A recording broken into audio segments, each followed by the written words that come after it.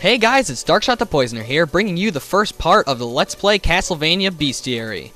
And right here I'm going to show you what your setup should be. You should be using the Joyus, the 3-7s, the Soul Eater Ring, and those will all increase your luck. And also the Ghost Dancer power, and preferably you should have it leveled up 9 out of 9. So, here we go!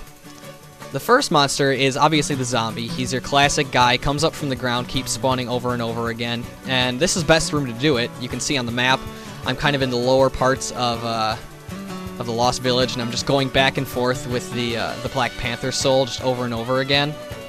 And this is really effective. As you can see, I just got 2 souls in one room, because there are about 70 of these guys just sitting around. They're like, hey, kill me! That's basically what they're saying. And the Black Panther just tears right through them since they have such low HP anyway. And they have a pretty high drop rate too, about 10%. So, as you can see, I'm just absolutely farming off these guys.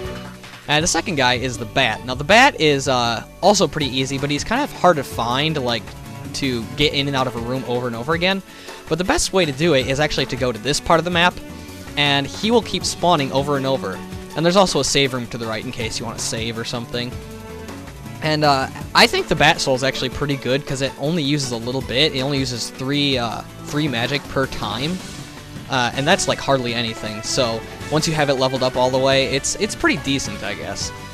And now I'm going to show you, you actually want to use the Bat Soul that you just got to get the next soul, which is the Ghost.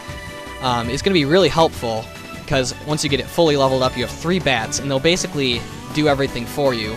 And you'll go into the room with the invisible walls, and just go banana crazy on these ghosts, because you will get, actually, their drop rate's pretty low, it's 4%. But you'll probably get a lot just because the ghosts keep spawning over and over, and there's so many of them. It's kind of ridiculous, and my game starts lagging. There are so many of them. Fourth guy is the skeleton. I like to do it here. There are actually a lot more rooms with more skeletons in it, but I find this to be the easiest because you can get in and out of the room really quick with the Black Panther and just tear right through them, kind of like what we did with the zombies. It's pretty easy, so you just basically go back and forth. Their drop rate's 8%. It's not that bad. Anything above 5% I consider a pretty decent drop rate, even though I didn't get any right there. Oh gosh, this is the hard one to get. This guy's got 2% drop rates, the Ouija table. So basically you're going to be sitting here farming over and over. Luckily its max level is 1 out of 1, so really you only need to get 1 of the Ouija table souls, and then you're good. You don't have to do anything else with it. But yeah, basically we're in the Lost Village, just going in and out of this room over and over with the Joyus kind of cutting the table up. That's what I do in my pastimes, I cut tables.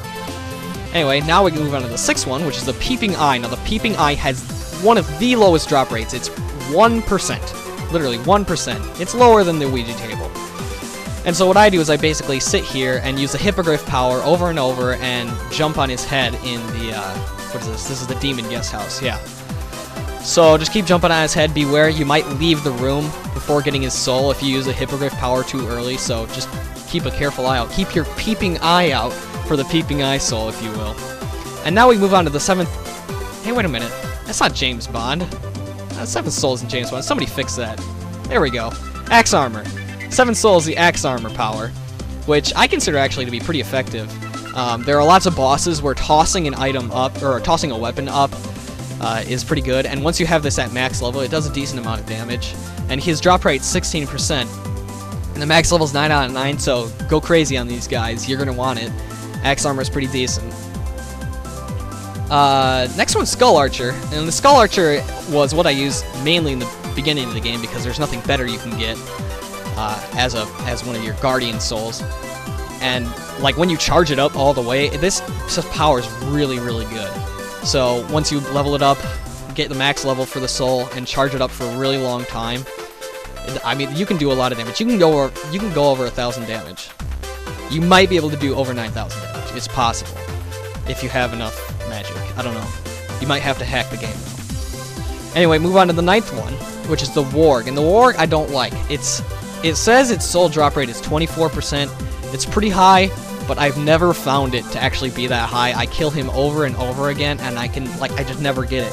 It's only when I accidentally kill him, like when I'm just going through a room with a Black Panther soul, that I ever get it. It kind of pisses me off. And plus the Warg's pattern is very touch and go. He kind of does different things every time you come in a room. Well, the next one is the Spin Devil. The Spin Devil, I highly recommend doing this because the Spin Devil is necessary for what I'm going to do against the last boss. And so his drop rate's pretty decent as well. Level it up all the way. It's a pretty good power once you get it fully leveled. It's weird, but it's good. Anyway, that's all I'm going to do for the first episode this time. So thank you guys for watching, and I'll see y'all later.